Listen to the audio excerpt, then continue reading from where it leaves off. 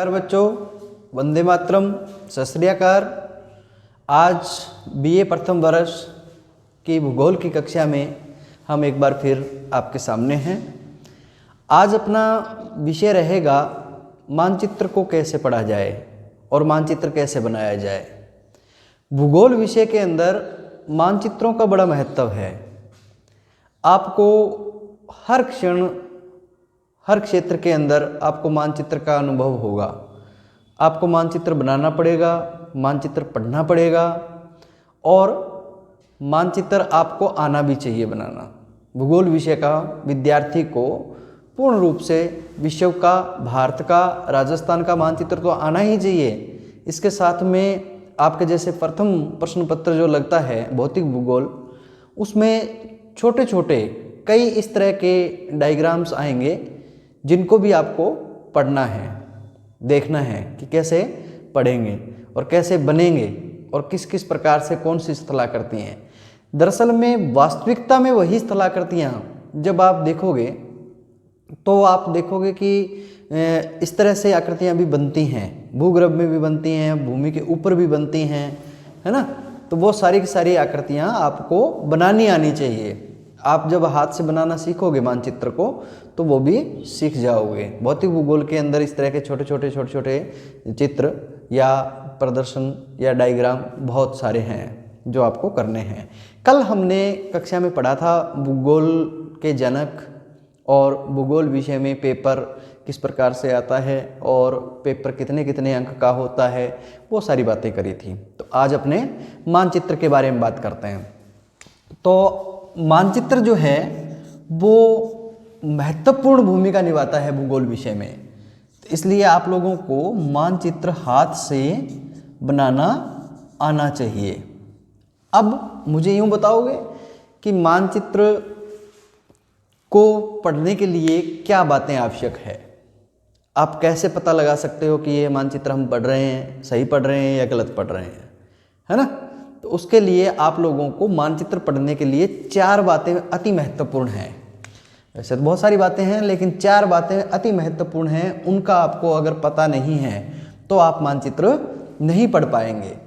तो बता सकते हैं मानचित्र पढ़ने के लिए सबसे पहले हमें क्या देखना चाहिए।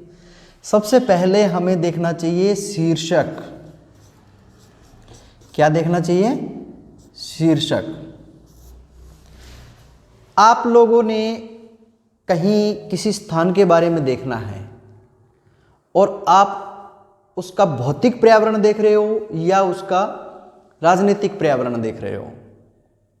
तो जो राजनीतिक वातावरण है उसके बारे में अगर देखना है तो आपके पास में जैसे लिखा होगा भारत, हमने भारत का मानचित्र लिया और आपको अलग अलग राज्यों के अलग अलग नगरों की जानकारी लेनी है तो यहाँ लिखा होगा राजनीतिक।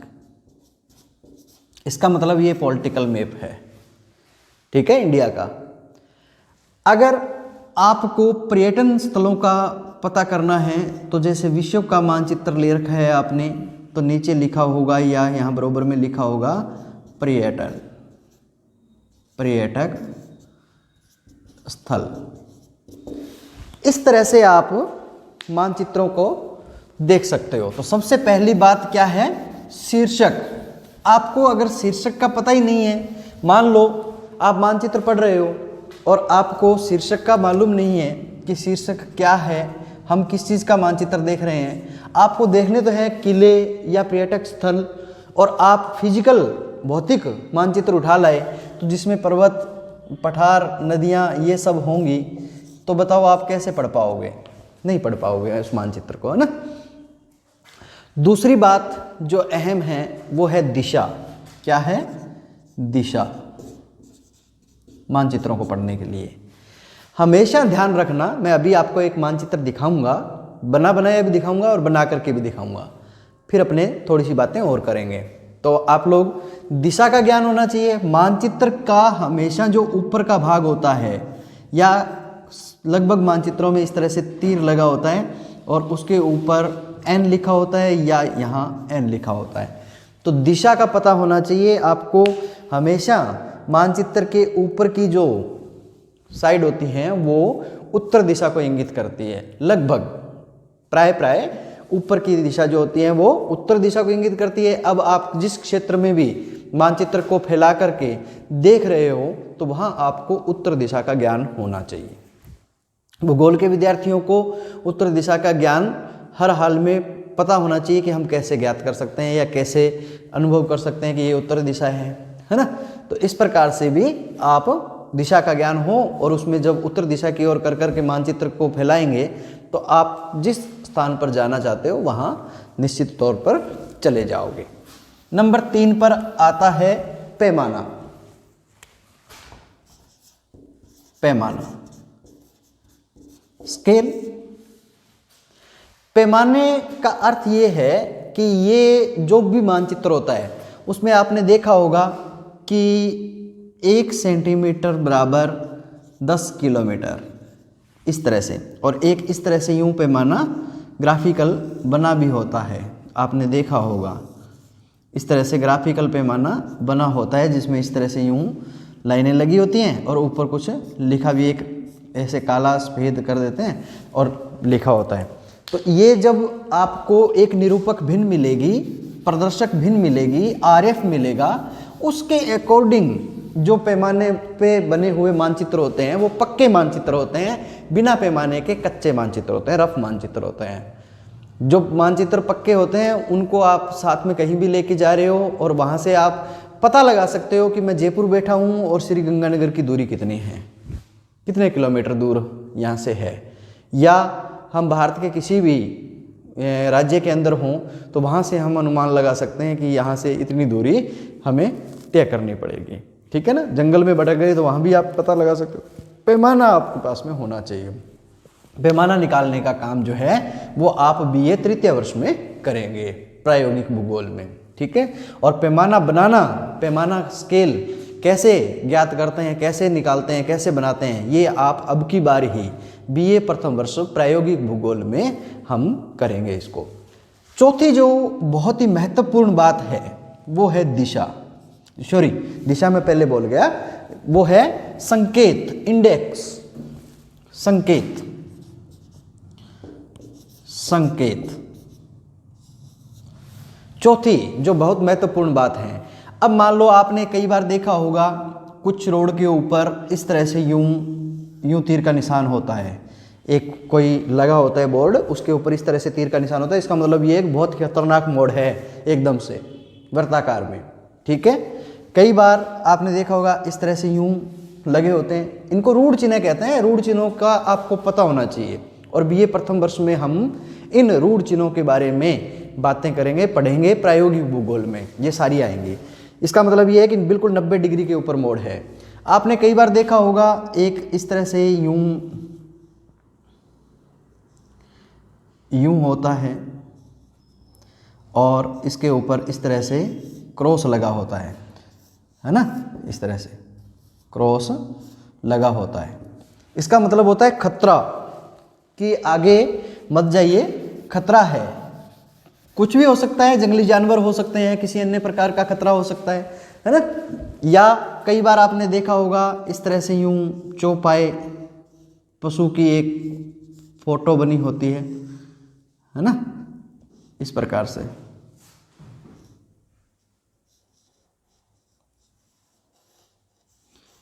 इस प्रकार से इसका मतलब ये है कि ये आगे जंगल है और उस जंगल के पास में कोई भी जंगली जानवर बाहर आ सकता है रोड पर, तो अपनी गति को नियंत्रित करते हुए और चारों तरफ बिल्कुल एकदम चुस्त चौकन्ने होकर के यात्रा करें।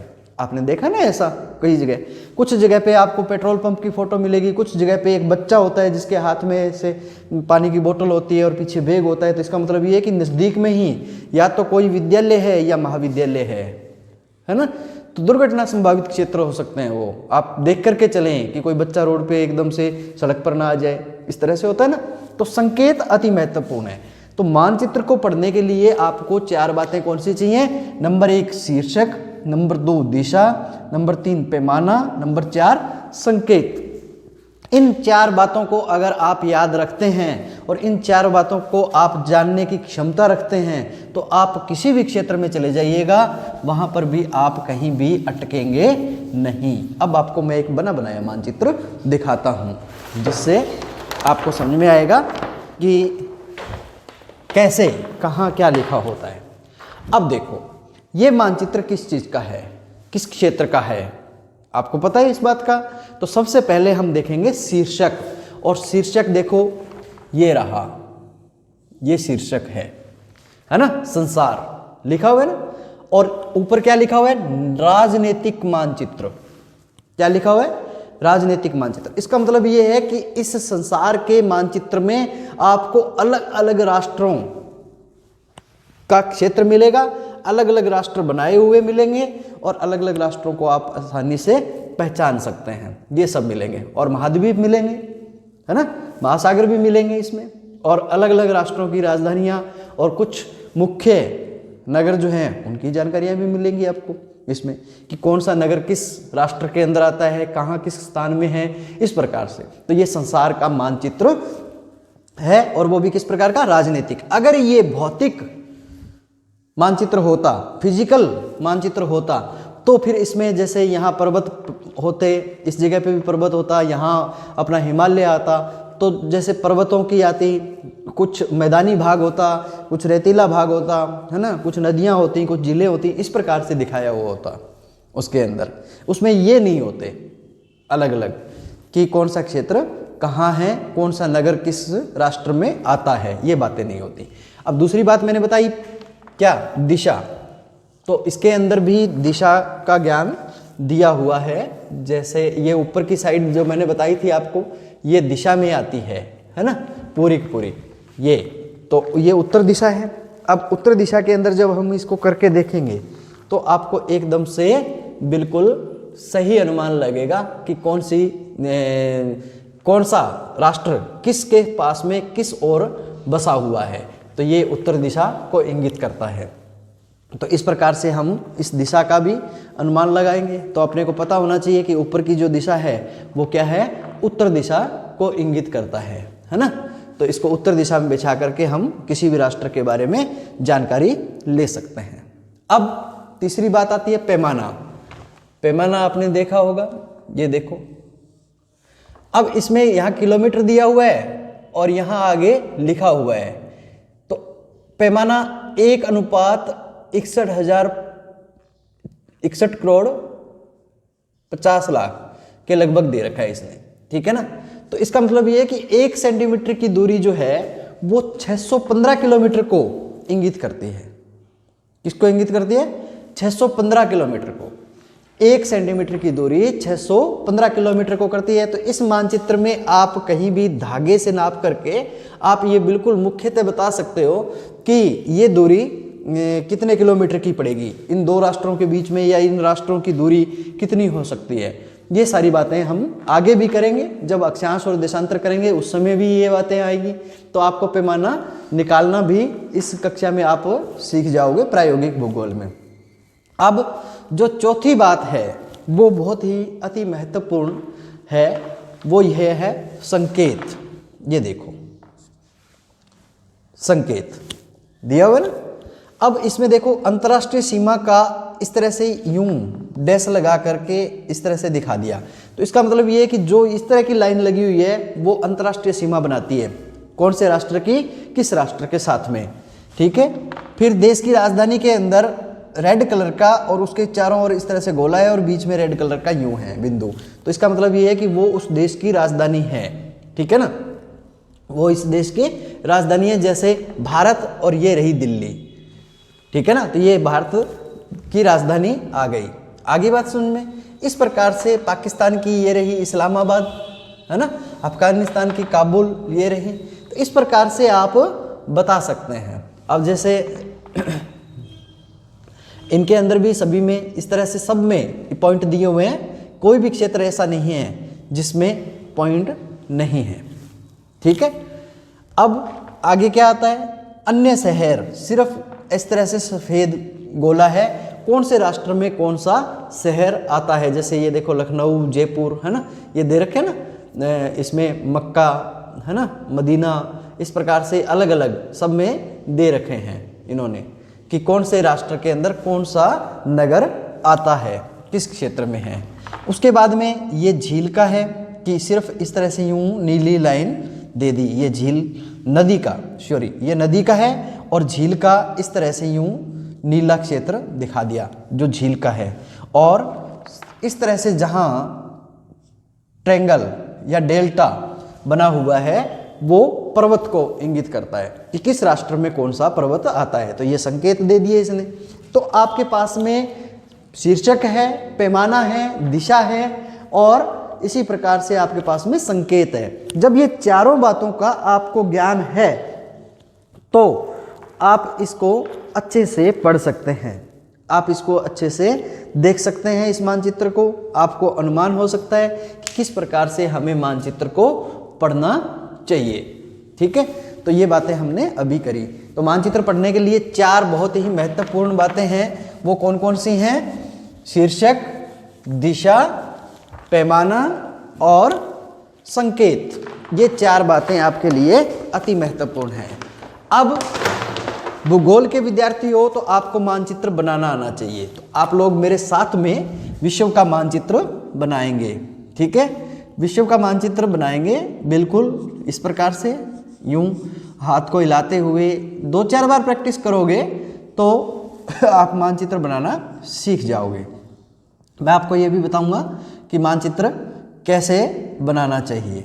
ठीक है, कैसे सीख सकते हैं आप, आपको बिल्कुल ही बहुत ही अच्छी तरीके से आपको ये बातें हम बताएंगे और फिर आप सीख जाओगे पूर्ण रूप से, तो आपको मानचित्र बनाना आ जाएगा। ये देखो जिस प्रकार से यूं बिल्कुल हाथ को, जैसे बूढ़े आदमी के होने के बाद में हाथ कांपने लग जाते हैं, ठीक वैसे ही आपको हाथ को कंपाते हुए इस प्रकार से मानचित्र बनाना है।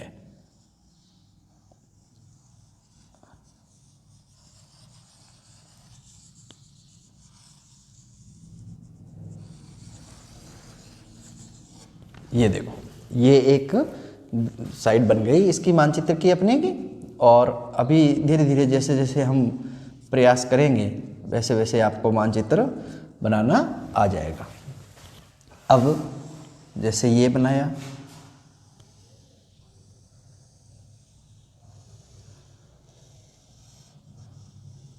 इस प्रकार से यूं बिल्कुल ही ये हमारा भारत बन गया।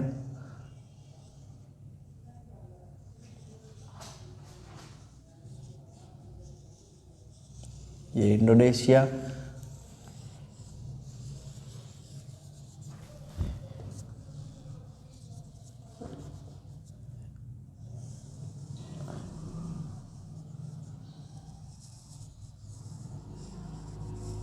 ये नॉर्वे, फिनलैंड, और ये इस तरह से यूं विश्व का मानचित्र हम बनाएंगे। क्या ये विश्व का मानचित्र बन गया? नहीं बना, अभी तक पूरा नहीं बना है, अभी बनाएंगे इसको। अपने यहाँ रहे ऑस्ट्रेलिया, इस तरह से किसी भी प्रकार से घबराने की जरूरत नहीं है। करत करत अभ्यास के जड़मती होत सुजान, रस्सी आवत जावत सिल पर पड़े निशान। वो बात सुनी है आपने। तो बार बार अभ्यास करने से आप सीख जाएंगे इसको बनाना। ठीक है, ये न्यूजीलैंड बन गया अपना, और ये जावा, सुमात्रा, बाली, फिलीपींस द्वीप समूह है ना, ये जापान। इस प्रकार से आप बनाना सीख जाएंगे। अभी जैसे यहाँ पर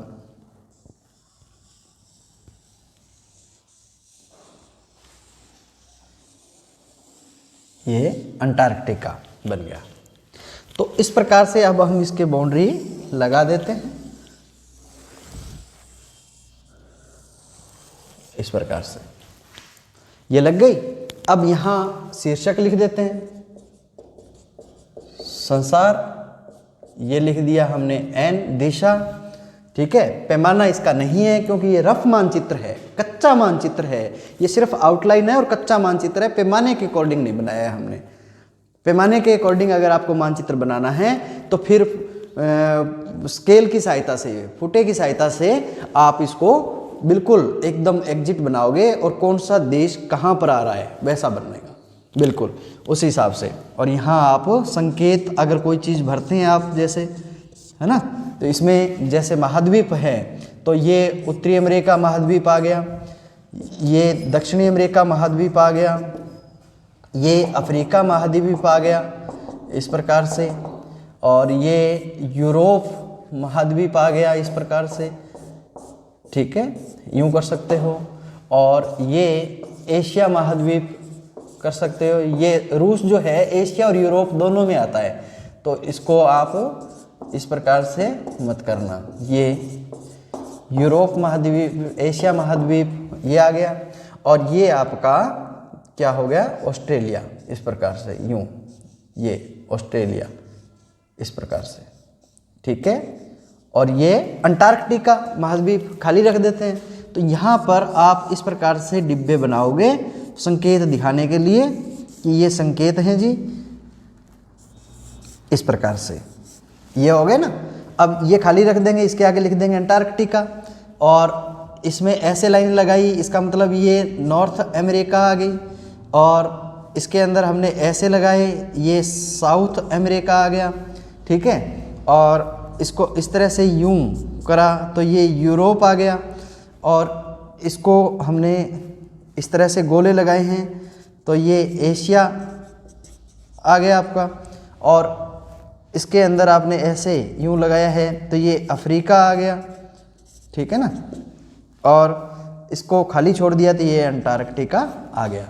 तो इस प्रकार से हम सातों महाद्वीपों के बारे में और महासागरों के बारे में, जैसे ये प्रशांत महासागर है, ये अंध महासागर है, ये हिंद महासागर है, ये उत्तरी ध्रुव महासागर है, ये दक्षिणी ध्रुव महासागर या अंटार्कटिक महासागर कह सकते हैं इसको, है ना, तो उसको आर्कटिक महासागर कह सकते हैं। तो इस प्रकार से हम इनके बारे में अलग अलग जानकारियां लेंगे।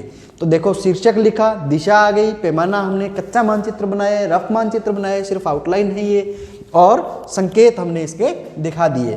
तो इस प्रकार से आपको मानचित्र बनाना सीखना है। अब मानचित्र आप कैसे सीख सकते हैं उसके बारे में अपने बात करेंगे। तो आप लोग कॉपी पेन लेकर के मानचित्र बनाना बिल्कुल सीखेंगे, ठीक है ना। और अभी 2-1 दिन में आपको लगातार अभ्यास करवाऊंगा, तो उससे भी आप सीख जाएंगे। तो आप जब देख रहे हैं इस वीडियो को, कक्षा लगा रहे हैं, तो आप कॉपी पेन लेकर के बैठें और जैसे मैं बनाता हूँ तो साथ के साथ में आप लोग नक्शा बनाना शुरू करेंगे और सीखेंगे अच्छे से, ठीक है। नक्शा बनाना आना चाहिए। नक्शा बनाने के लिए क्या करेंगे, आप विश्व के मानचित्र की आउटलाइन मिलती है आपको, आप 1 रुपये के 2 रुपये के वो आते हैं, सिर्फ आउटलाइन मिल जाती है, या राजनीतिक मानचित्र आपको मिल जाता है जिसमें अलग अलग देश कटे होते हैं लेकिन भरा हुआ नहीं होता है वो, तो उसके अंदर अलग अलग राष्ट्र होते हैं। उसके अंदर क्या करोगे आप, इस प्रकार से डिब्बे बना लो उसके ऊपर, कितने, आधे सेंटीमीटर के, इस प्रकार से उसके ऊपर आधे सेंटीमीटर के इस प्रकार से यूं लाइनें लगा दो, ठीक है। इस प्रकार से लाइनें लगा दी, फिर आधे सेंटीमीटर की यूं लाइनें लगा दो, यूं लाइनें लगा दो इस प्रकार से। उसके ऊपर आप 1-1 सेंटीमीटर की भी लगा सकते हो, आधे सेंटीमीटर की भी लगा सकते हो। अब यहाँ 1 2 3 4 5 6 7 8 9 10 11 12 इस प्रकार से लगा दी। 2 3 4 5 6 7 8 9 10 11 12 14 इस प्रकार से लग गई ना, ये नंबरिंग दे दी हमने। अब मान लो मैंने यहाँ इस प्रकार से यूं एक कोई चित्र बना दिया, ऐसा हूबहू चित्र आपको बनाना है तो यहाँ खाली कागज के ऊपर फिर आप इसी प्रकार से लाइनें लगा लो, आधे सेंटीमीटर की, भले ही 1-1 सेंटीमीटर की, इस प्रकार से लाइनें लगा दी। इनको आप इस तरह से लगा दो और इसमें भी नंबरिंग दे दो। अब जिस नंबर से, जैसे 1 2 3 4 ऐसे करके यूं नंबरिंग दी ना हमने इसको, है ना, इस प्रकार से, इस प्रकार से, तो जो जिस नंबर से जैसे निकला हुआ है इस प्रकार से यूं मानचित्र आप बना सकते हो इसको देख करके कि कौन सी लाइन कैसे निकल रही है। तो आपका ये मानचित्र बनाने सीखना का ये सबसे अच्छा फार्मूला है, सबसे अच्छा तरीका है जिसके माध्यम से आप मानचित्र को बनाना आसानी से सीख सकते हैं। तो अब आपको ये बात समझ में आ गई होगी कि विश्व का मानचित्र, भारत का मानचित्र, राजस्थान का मानचित्र तो आपको आना ही चाहिए। इसके साथ में अन्य कई राष्ट्रों के मानचित्र भी आपको बनाने आने चाहिए। और अब हम अगली कक्षा के अंदर आपका महाद्वीप और महासागरों के बारे में अध्ययन करेंगे। Thank you.